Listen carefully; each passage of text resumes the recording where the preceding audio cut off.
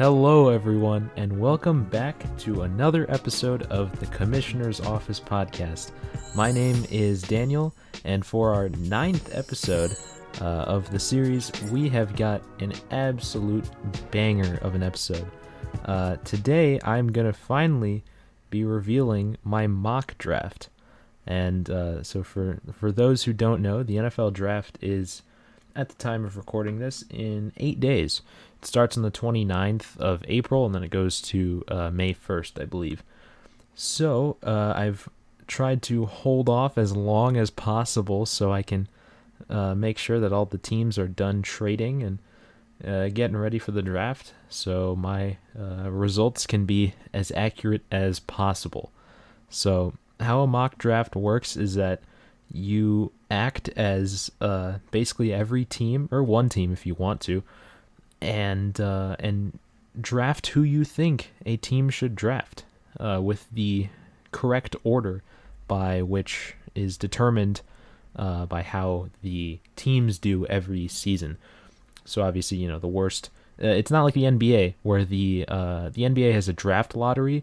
So, like, the worst team in the league has the best chances of getting the number one overall pick, but it's not guaranteed. In the NFL, it actually is guaranteed. So the worst team, in fact, does have the first overall pick. So it's going to be a great episode. And with that being said, let's just jump into it. One more note before we get started. This is me editing. I recorded this mock draft before the Orlando Brown trade. So obviously the Ravens traded Orlando Brown, their star tackle, to Kansas City, and they swapped a lot of picks. For this draft, the only one that mattered was that Kansas City gave up their first-round pick as part of the trade for Orlando Brown.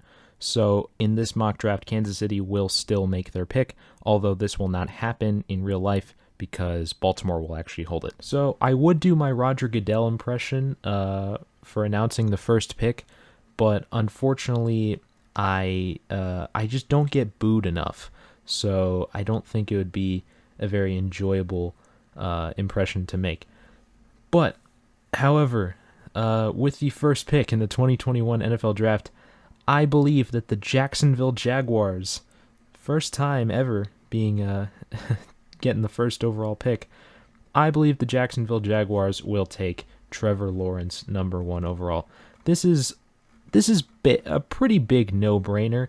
Trevor Lawrence is probably the best quarterback prospect easily since Andrew Luck in that was 2012 or 13. He's got optimal size. He's really, really athletic. He's got a strong arm. He throws really well on the run. I mean, he won a national championship at Clemson. He's very good in the clutch. I mean, there is basically nothing that this guy can't do. Of course, like all players, he has his weaknesses. He kind of stares down his receivers sometimes. And he does take a lot of hits. That is that definitely is a thing that he's going to have to work on, especially in the NFL, where, if you're not looking, Darius Leonard's going to take your head off when you're playing in that AFC South division. There also were some questions about his attitude after, I believe it was a Sports Illustrated article on him. And I'm here to, do my job because I love playing the game, and that's basically it. So I don't really care about those statements. I know a lot of people have kind of overreacted about them. To me, it just speaks that Trevor Lawrence is a very mature player. He understands that, yes, there is a life after football, and I think he's going to be a fantastic player. For a lot of these players, I like to compare them to NFL players in the league right now. So for Trevor Lawrence, there's a combination of three guys. There are not many quarterbacks in the NFL that are like how Trevor Lawrence plays.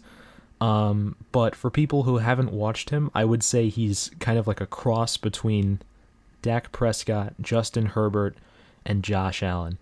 Guys who are kind of mobile, have rocket arms, and that are just good, solid players. I think this kid's going to be a fantastic player. He's got a new NFL head coach in Urban Meyer, but he's been in college for a long time. He's a very successful coach. He's going to be it's going to be an interesting Jaguars team.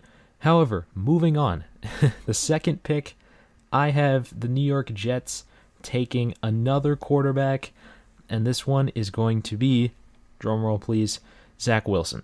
So, before the season started, the Jets, well, actually, as we got closer to the end of the season, it was looking like the Jets were going to land Trevor Lawrence. But then they jumped down to number 2, and so everyone thought, okay, they're probably going to take Justin Fields. Wrong. Zach Wilson has just shot up boards recently. For those who don't know, he's a quarterback from BYU, so he's got the Mormon power.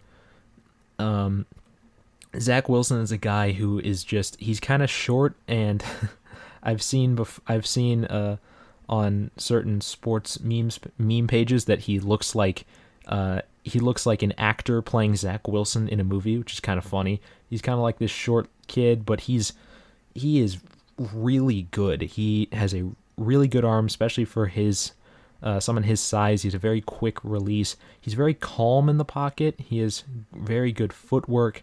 He throws well under pressure. He's very accurate. He's got quick feet. I mean, he is a very polished and NFL-ready player. Trevor Lawrence, he's polished too, but for other quarterbacks, they're definitely the talent is there, but there's not, there's some things that it's going to have to be tweaked in the NFL. Zach Wilson he is a very good player.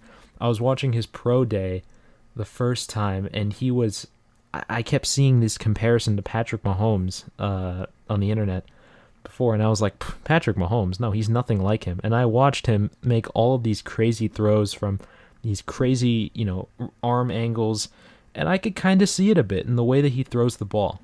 Nonetheless, my comparison to him was NFL comparison. Two players that I see kind of play like him is Kyler Murray. The way he runs and throws kind of looks like him, and a little bit of a weird one, but Alex Smith. It does not mean this does not mean that I think Zach Wilson is going to be Alex Smith. It just means that he plays like him. So that's the one thing you have to take with a grain of salt from my NFL comparisons, is that I am not basing them on their career trajectory. I'm basing them on how they play, just as a football player. Also, two more things you have to take with a grain of salt. One, there are no trades in this mock draft. There just are none. Two, I don't know anything about scouting. I am not a professional blah blah blah. I am not Daniel Jeremiah or whatever, so I'm not a seasoned veteran of this stuff. As much as I would love to be the absolute authority on everything that has to do with football and scouting, I am not. So if I get one pick wrong in this mock draft, which I won't because I'm insane, then don't try to hunt me down with the pitchfork because I'm only human. But yeah, Zach Wilson is going to go to the Jets at number 2, as we will move on to the 3rd overall pick, as San Francisco has slid in to pick number 3, and I have them taking another quarterback. 3 straight quarterbacks off the board. I can't remember the last time this happened, if ever. And which quarterback do they take? Another drum roll, please. It's Justin Fields. There's been a lot of talk recently that San Francisco traded up and they're going to take Mac Jones at 3. I don't buy it. That's fake news. That's fake news. I don't think that San Francisco is going to take Mac Jones. John Lynch is just way too good of a drafter to take Mac Jones at 3. He could get him maybe even in the 2nd round if he wanted to. I really don't think they're going to take Mac Jones. I think they're going to take Justin Fields. A lot of people were saying they'd go defense here, or maybe they'd go with like a receiver. I don't see that, because at number 3, you could take a receiver, but the 49ers offense is fine as is. They're running back dominant offensive scheme combined with not a ton of firepower on as far as the receivers go. Deebo Samuel and Brandon Ayuk are good, but they don't really need to do a ton. They're good like after the catch, and neither does Jimmy Garoppolo. He doesn't have to do much either. But, you got Kittle in there as well. I don't think they really need anything else on offense, except for a quarterback, because you have to remember how much you're paying Jimmy Garoppolo and the fact that he might get traded. I'm not sure how long Jimmy Garoppolo is going to be here for. I really don't. I don't know when his contract expires, but he is being paid a lot of money. So the last year of Jimmy Garoppolo's contract is in 2022. So he's got 2 years left on his deal, and then after that, he's just an unrestricted free agent. So there were rumors that they were going to trade him. He's got too big of a contract and not enough suitors. So at this point, he just plays the mentor role. Maybe not even the mentor role. Maybe Justin Fields just sits there for 2 years and just waits out Garoppolo's contract, kind of does a little bit of a Patrick Mahomes thing, where there's really not many expectations for him. He's just going to sit there and learn, because the Niners are still competitive and their window is pretty big. That team is fairly young. So I think it's an interesting pick. It really is. Niners had to deal with a lot of injury trouble last year. They re-signed Trent Williams to that huge deal.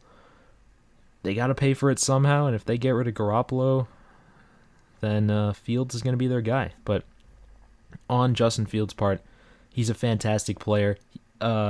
He's got great mobility, a lot of zip on his throws. He is incredibly tough. He plays really hard. Pretty solid accuracy. I think on shorter throws, he needs a little work. His footwork is a little weird. And like Trevor Lawrence, he takes a lot of hits. My NFL comparison to Justin Fields was a combination of Deshaun Watson and Russell Wilson. He is a very, very solid prospect, and hard to believe that he is the third best quarterback, or the third quarterback off the board in this draft, because I think in any other year he'd easily be number one. But now, the quarterback's out of the way, we're going to move on to number 4, where the Atlanta Falcons host the fourth overall pick. Now, this is a really tough one. There's a lot of directions that Atlanta could go in. A lot of people think they're going to take a quarterback, potentially name the successor to Matt Ryan. That's something I considered, but a lot of Falcons fans definitely want them to go defense, and that's true. Atlanta did not have the greatest defense last season. However, I had them taking an offensive player. At number 4, I believe Atlanta will take Kyle Pitts, the tight end out of Florida. As Bengal would say, he is a versatile weapon. Kyle Pitts he's listed as a tight end. This guy could play running back if he wanted to, man. He ran like a 4.45 at his pro day. He's, big, tall guy. He can basically do anything. He's 6'5", 240. He was a former quarterback. I mean, he could basically do anything. And that Florida offense, very dynamic player. I mean, this guy is going to be, he is a can't miss prospect. And I know it's weird. I can't remember the last time a tight end went in the top 5, but this guy is you can't pass up on him. He is too good of an athlete, too well-balanced of a player. And I know Atlanta has Hayden Hurst. They have Hayden Hurst, who was I think he was a first-round pick for Baltimore. Then he was traded to Atlanta for a second-round pick. But Kyle Pitts, you can play him at wide receiver if you want to. He's just that good of a player. I think Atlanta grabs him at 4 and just completes their offense. Next year, I think, is when they're going to take a quarterback. But what do I know? We'll move on to pick number 5, Cincinnati Bengals. They had the first overall pick last year, and they took Joseph Burrow, who has been, he had a good rookie year until he just snapped his knee in half because Zach Taylor did not add any offensive linemen, which is why they're going to draft Penei Sewell 5th overall. Penei Sewell, he's an offensive tackle from Oregon. This guy, believe it or not, was actually born in 2000, as a lot of these guys were. So he is still He's still just 20 years old. He only played like 1 year of football in college. I think he opted out this year. This guy, has as much raw talent as anyone in this draft. Fantastic athlete. He plays left tackle. He's got really good quickness off the snap, very good body control. I don't really know how to scout linemen that much, but you know a good one when you see it. That's all I can say. But he is just a scary guy to go up against. He's 6'5", 325. He's just a big guy. He can probably play anywhere, anywhere he wants to. I think the Bengals grab him at 5, get a nice left tackle for Joe Burrow for the next 10 years. So the top 5 is done. Lawrence, Wilson, Fields, Pitts, and Sewell. And now we will go to pick number 6. This pick is held by the Miami Dolphins as part of their just fleecing of the Texans for Laramie Tunsil. It's interesting, when that trade happened, the Texans, for those who don't know, the Texans traded like 3 first-round picks or 2 or something to Miami in exchange for Laramie Tunsil, who is a left tackle for them that Miami drafted in the first round. Probably would have been like a first overall pick if a certain picture that I cannot say on this podcast was released about a day before the draft or on draft night. If you don't know what I'm talking about, look it up. It's very weird. But they traded Laramie Tunsil like a year into his tenure on the Dolphins for a bunch of picks, and it looked like a good trade at the time for both sides. But then the Texans kind of crashed and burned, so now Miami has the 6th overall pick. The question is, what are they going to do with it? Some people say they just go scorched earth and take a quarterback, but I disagree. I think Miami is going to be taking Ja'Marr Chase. Ja'Marr Chase is a wide receiver from LSU. In my opinion, he was the best receiver in the draft. This guy is just a monster. So what are his strengths? Ja'Marr Chase, incredibly physical. He's a very patient route runner. He's great after the catch. He's got incredibly strong hands, big frame. He's really good at making adjustments in the air. He's got great ball skills. My comparison to him in the NFL was Deshaun Jackson.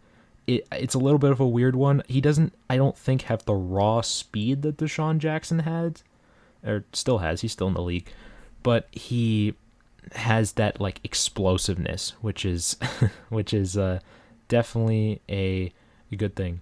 The Dolphins, they have a pretty solid receiving core. They have Devontae Parker, who's a solid guy.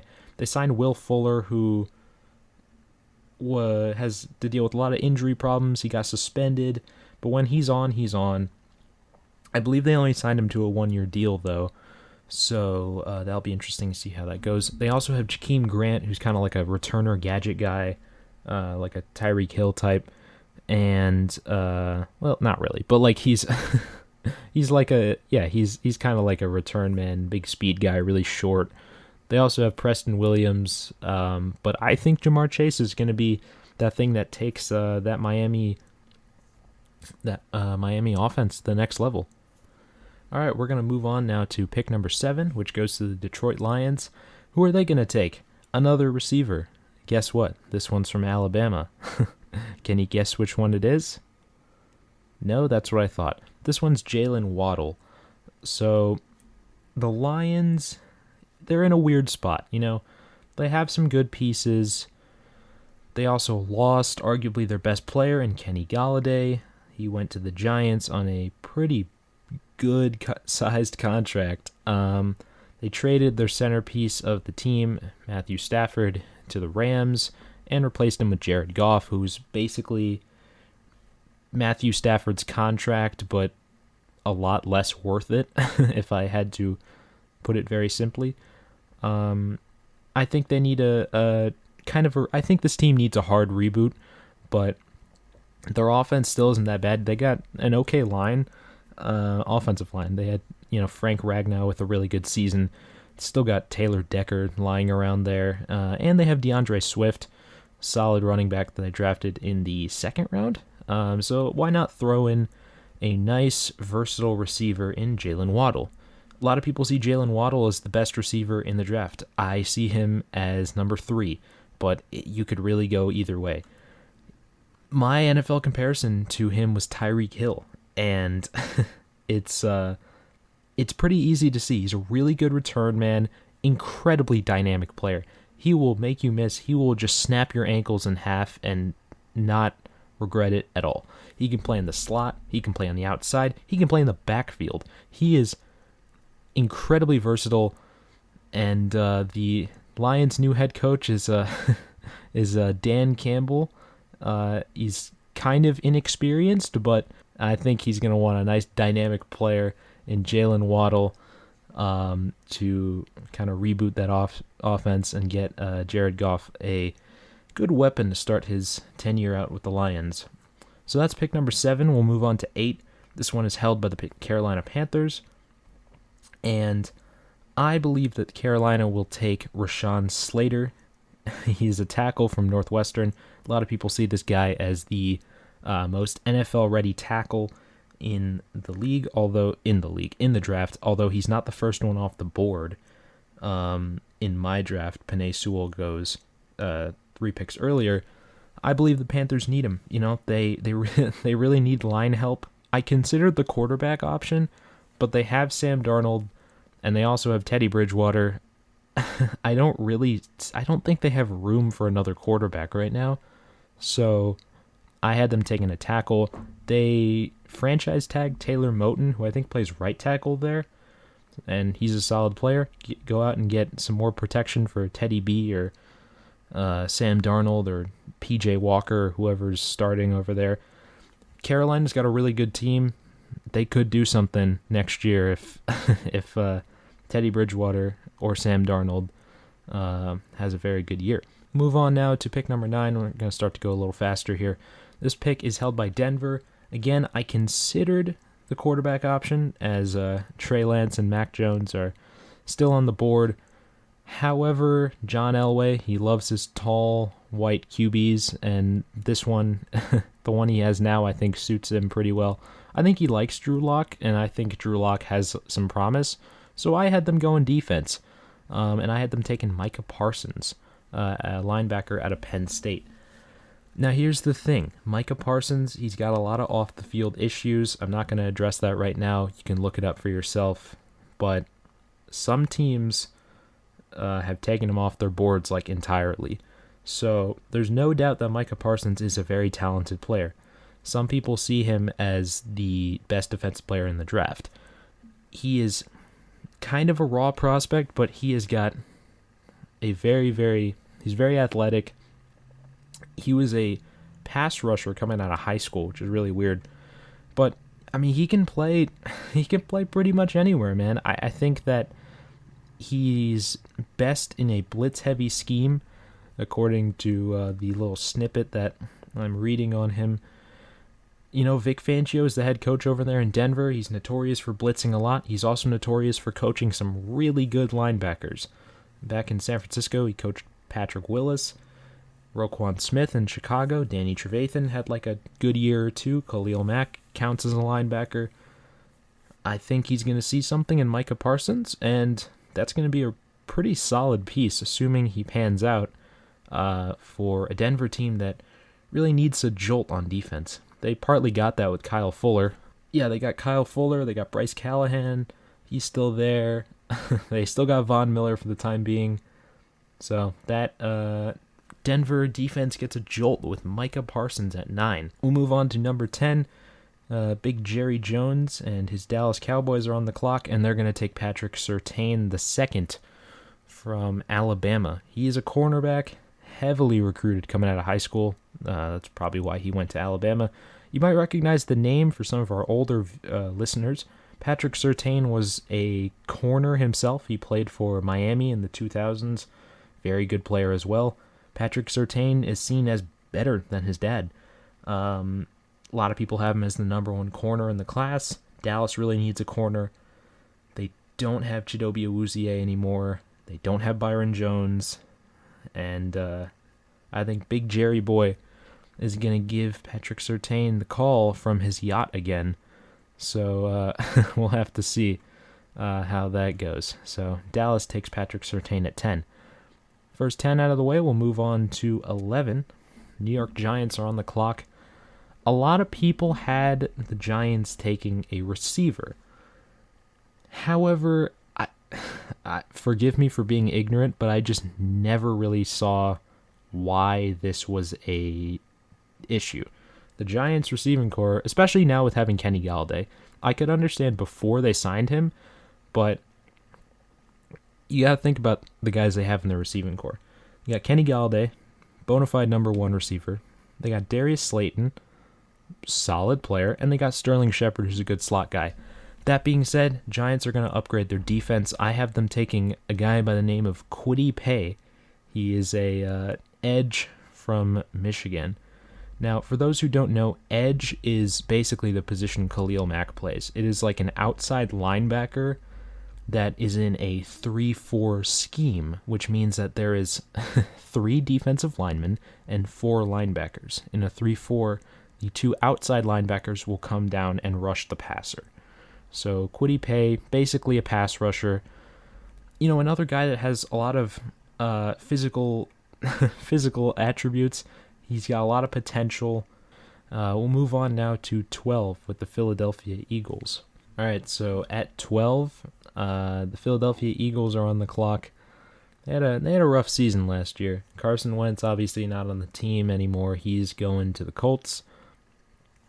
They have put their faith in Jalen Hurts as their new starter. He wasn't bad last year, but at 12, I have the Eagles taking Devonta Smith, who is a wide receiver from Alabama. He won the Heisman, so he is a incredibly talented player. Now, here's the thing with Devonta Smith. You know, the upside, you can certainly see it. He's just a graceful runner. He's really, really quick. He makes plays. He can return punts. His route running is outstanding.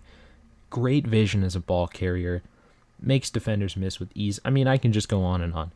He is an incredible player. However, he clocked in to the draft at like 6 feet tall at like 165 pounds. So he's kind of small. I think he's going to have to put on some weight when he goes into the NFL.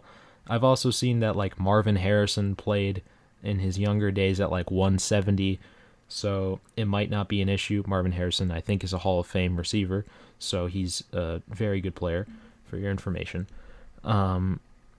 So, yeah, but the talent is certainly there at Devonta Smith. Very high floor, pretty high ceiling. Should be a great player as long as he puts on some weight. We'll move on now to 13. The Los Angeles Chargers are going to go offensive. They're going to take Christian Darrisaw, a tackle out of Virginia Tech. I see him as the third best tackle in the draft. Top 2, obviously, Penei Sewell and Rashawn Slater. There's a big drop-off after Darrisaw. He's the third of the top 3 tackles. I think there's a drop-off after that. Yeah, great player. Justin Herbert needs some help. Chargers haven't had a good line in a long time. So I think they reward Justin Herbert with a nice tackle for decades to come. We'll now move on to pick 14. This one is held by the Minnesota Vikings. I think they're going to go defense. They're going to take Jalen Phillips from Miami. He is another edge, so pass rusher. This guy, I mean, the talent is there. The talent is definitely there. 5-star recruit out of high school. He played his first 2 seasons at UCLA before transferring to Miami. Why did he transfer? Because UCLA forced him to retire because of injuries. There are injury concerns, but the talent is definitely there. Some people see him as the best defensive player in the draft. So we'll see what he can do up in Minnesota. Also, could be a replacement for Danielle Hunter, who has requested a trade. So he could be dealt any minute now. And now we move on to pick 15, where the New England Patriots are on the clock. This one was very hard. New England is it's just a very systematic kind of team. You know, you just kind of know what you're getting. when these guys get on the clock. However, they've started to make some changes, and I think they're going to kind of shake up the draft because the evil empire is getting its heir. I think New England is going to take Trey Lance at 15. I'm honestly surprised that I dropped him this far to 15, but the guy's a fantastic player. I mean, it is scary how good he is. Obviously, you have to take it with a grain of salt because he played at North Dakota State, which is not exactly a powerhouse, although Carson Wentz did go there. Of course, downhill runner. He's got an extremely strong arm. He absorbs hits very well. Throws a very tight spiral. Incredible athlete. So he is, the raw talent is there. However, I think his throwing mechanics are kind of weird. He sometimes misses throws when his feet are set, which is not supposed to happen. So I think he's kind of a project. What better of a mentor to have than not only Bill Belichick, one of the best head coaches of all time, but also Cam Newton, one of the best running quarterbacks, if not the best of all time. Trey Lance, he reminds me a lot of Steve McNair. A lot of people probably don't know who he is. He was a quarterback. He played in the 90s, played for the Titans. He won an MVP, came a yard short of winning a Super Bowl. Sadly passed away at a very, very young age, but just his entire vibe kind of reminds me of Steve McNair. They're both very mobile and physically, athletically gifted quarterbacks coming out of extremely tiny schools. Steve McNair went to a little-known school called Alcorn State. Look it up; it's a real place. So that's my comparison. Trey Lance goes at 15 to the New England Patriots. Move on now to 16. Arizona is going to pick, and they're going to go defense. They're going to take J.C. Horn, a cornerback out of South Carolina. J.C. Horn, you might recognize the name. He is actually the son of Joe Horn. Joe Horn was a receiver who played in the 2000s for the Saints. Pretty good player. He is known for the old celebration where he pulled a cell phone from under the goalpost and called it. Michael Thomas recreated it, and he got flagged for it. Arizona needs some help in the secondary. Patrick Peterson left after many, many years of production there. I think they replace him, and they get a good player with J.C. Horn. Next, 17. Las Vegas is picking. I think they're also going to go defense. They're going to take a guy by the name of Jeremiah Owusu-Koramoah. That's a name and a half. He's a linebacker from Notre Dame.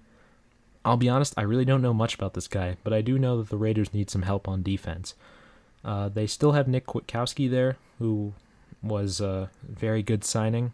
Nick Kwiatkowski was a good signing, good guy in the middle, and he gets to mentor a younger guy, Jeremiah Owusu-Koramoah.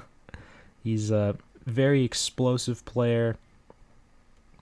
He's kind of a shorter guy, 6'2", 216. Well, that's not short, but he's not as stocky, But the Raiders, I think it was hinted at pretty strongly that they're going to go defense. I think if Micah Parsons was still there, they definitely would have taken him. But they get the next best thing in J.O.K. His nickname should be the Joker.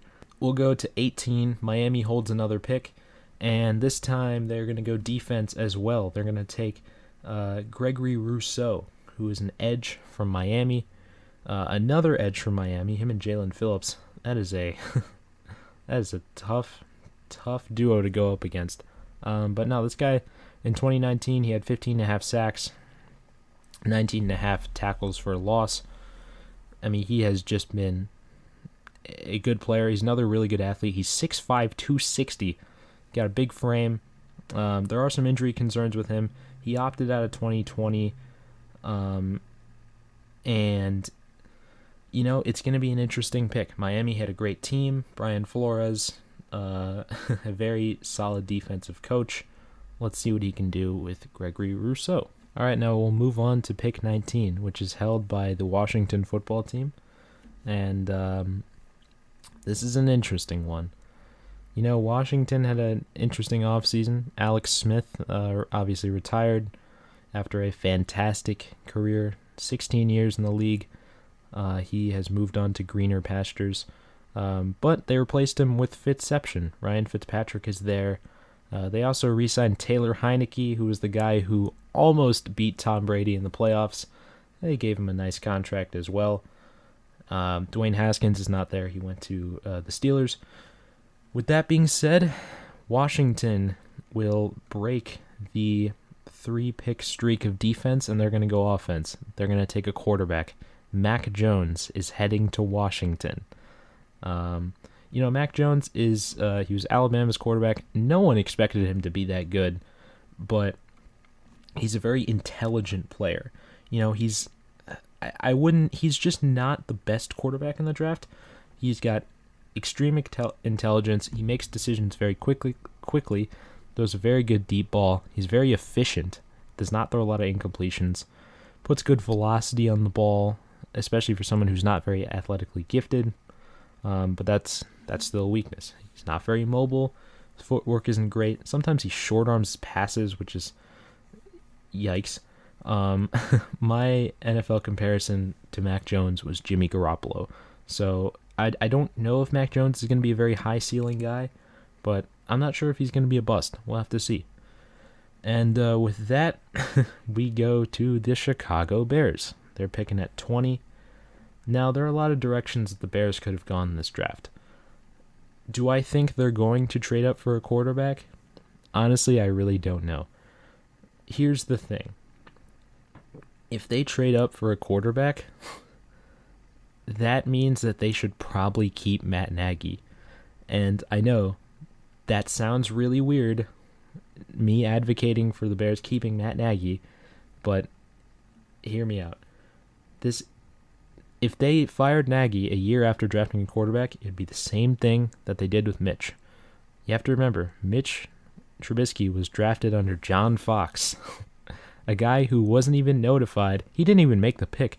He wasn't even notified that the Bears were actually going to take him until an hour before the draft. So, I mean, if they take a quarterback, if they trade up for one, I'm assuming it's going to be Justin Fields. I think that's the guy that they're looking for. Then that's going to be interesting, man. Unfortunately, that doesn't happen. The Bears still get a very good player. At 20, I see the Bears taking Caleb Farley. He is a cornerback from Virginia Tech.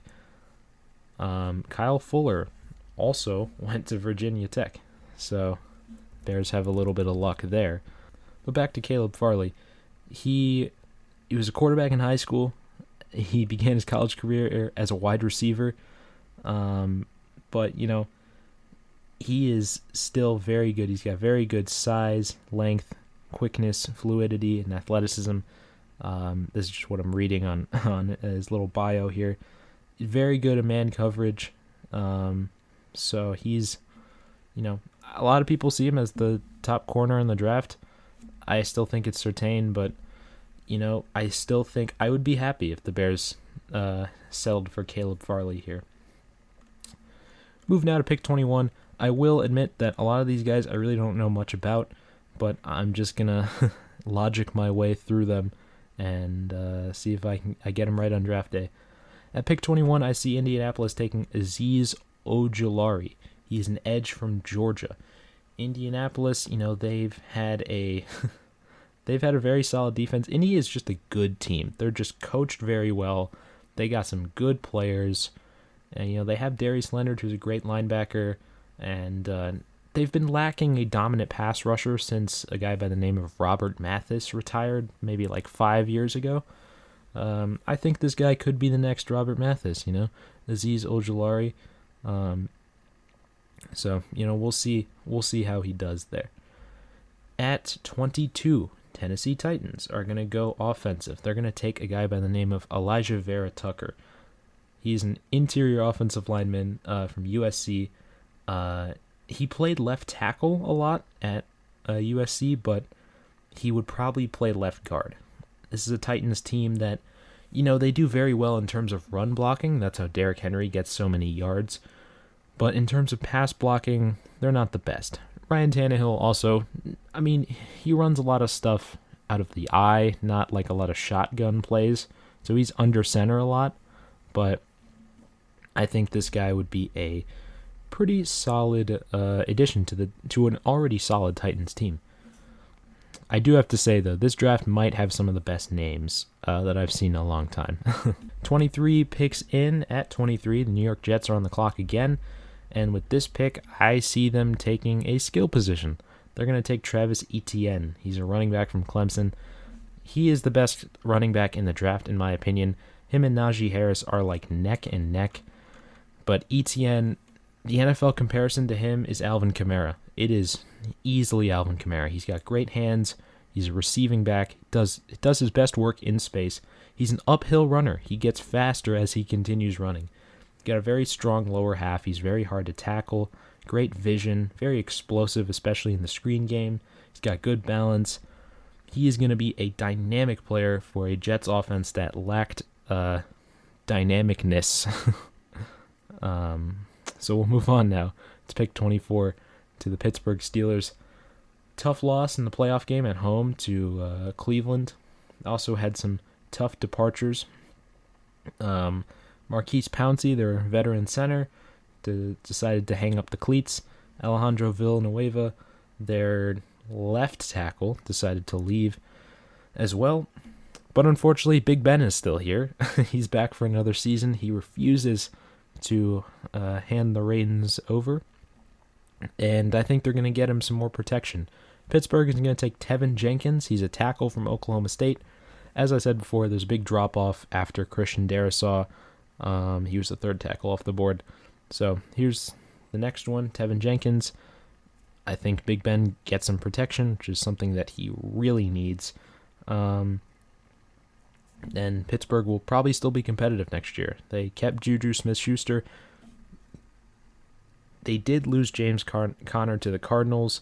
However, running backs are kind of replaceable in the modern NFL, so I think they'll be all right. At 25, the Jacksonville Jaguars are going to take Trayvon Moehrig, the first safety off the board.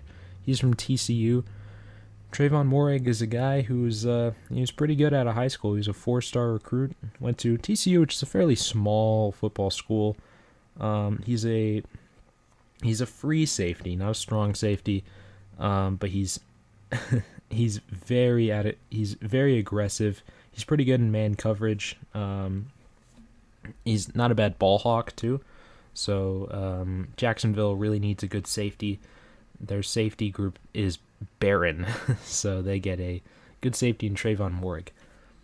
26, Cleveland is going to take Zaven Collins, a linebacker from Tulsa. It's a position group that they have really, really missed since the departure of Joe Schobert to Jacksonville and Christian Kirksey to Green Bay a few years ago. So they try to fill that hole. They still got Sion Taki, what a name, and Mac Wilson from Alabama. So Zaven Collins should add to a young but promising linebacking core in Cleveland. At 27, Baltimore is going to add an edge to their defense. They're going to take a guy named Jason Owe from Penn State. Baltimore lost Matt Judon this year. He went to the Patriots. They still have Pernell McPhee, who's not too bad, former Bear, great player. But he is a little bit on the older side. I think they're going to get Jason Owe. He was a 4-star prospect coming to Penn State. He's kind of a developmental guy, but he's a very lengthy guy and very athletic, 6'5", 257. He's going to be, well, we'll see how he is. Ravens have been known to draft pretty well down the board, so they nabbed Patrick Queen last year from LSU, who was pretty good. And I think they're going to have another hit here, Jason Owe. At 28, speaking of LSU, the Saints are going to grab a receiver, and what a name, Terrace Marshall Jr. And yes, Terrace, not Terrence, Terrace. You mean like one of those like gardens that's on the top of a house? That's exactly what this guy's parents decided to name him. And maybe they should keep doing it, because Terrace Marshall was a 5-star recruit, went to LSU on that fantastic receiving core with Joe Burrow that included Justin Jefferson and Jamar Chase. This guy, he's kind of a big guy. He's got great hands. I mean, he averaged more than 100 receiving yards per game in 7 games in 2020, and he hauled in double-digit touchdown receptions for the second consecutive season. Got great size, good hands, ball skills. He's pretty good after the catch, not bad route running. So he's going to be a pretty solid player. Obviously, the Saints don't have Drew Brees anymore. It looks like they're going to be rolling with Jameis Winston. So I'm excited to see what he does. I think he's a good player. At 29, Green Bay is going to take Greg Newsome II, a cornerback from Northwestern. Northwestern's had a very strong NFL draft class this year. Usually you don't see anyone going in the first round coming out of old Northwestern, but they had 2 this year. Not bad. So, not much to say. We'll go to pick number 30.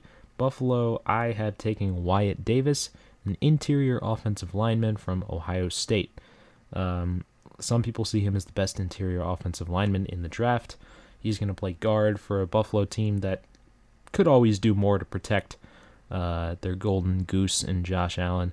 Of course, their line was pretty solid last year. They have Deion Dawkins, who's not bad. John Feliciano as well. He plays guard.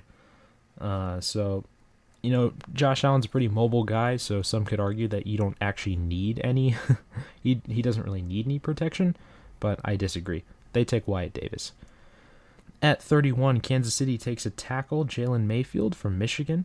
Some people don't have him falling this far, but I think he is going to be a replacement for Eric Fisher and or Mitchell Schwartz. They both departed after this year, suffered some tough injuries. But, I mean, if there's anything that Super Bowl showed us, is that Patrick Mahomes needs his protection. Chiefs kind of got it in free agency. They sent Joe Thuney to a huge contract, especially for an offensive lineman. Thuney was one of the best linemen in the league last year, coming out of New England, and now he gets to join Patrick Mahomes in his quest for his 3rd straight Super Bowl berth. And with the final pick of the first round and the final pick of my mock draft, the Tampa Bay Buccaneers on the clock are going to take a safety named Javon Holland from Oregon. So he's a very versatile guy, very intelligent. Kind of reminds me of a guy named Antoine Winfield, who they drafted last year, who turned into one of the best safeties in the league. So, I mean, Tampa Bay, it's a loaded team. They really don't have many weaknesses. I guess if they wanted to find an heir to Tom Brady, who at this point, who even needs an heir? This guy's he's literally like the Queen Elizabeth of football, and that he's just going to play until he's 90. But I think they're going to go defense here. They're going to take Javon Holland, I'm not exactly sure how you pronounce it. But yeah, he is certainly a good player. I don't know much about this guy. I know my brother Zach really likes him, so I trust in him, and I think that will be a pretty solid pick for Tampa Bay.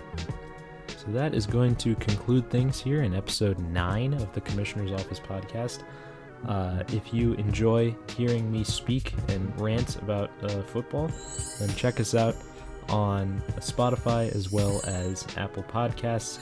I'm always open to suggestions for future podcast episodes, so if you know me, you know where to find me, and let me know who you think is going to be the steal of the draft as we get closer to April 29th. So that out of the way, I'm signing off. I'll see you later, everyone.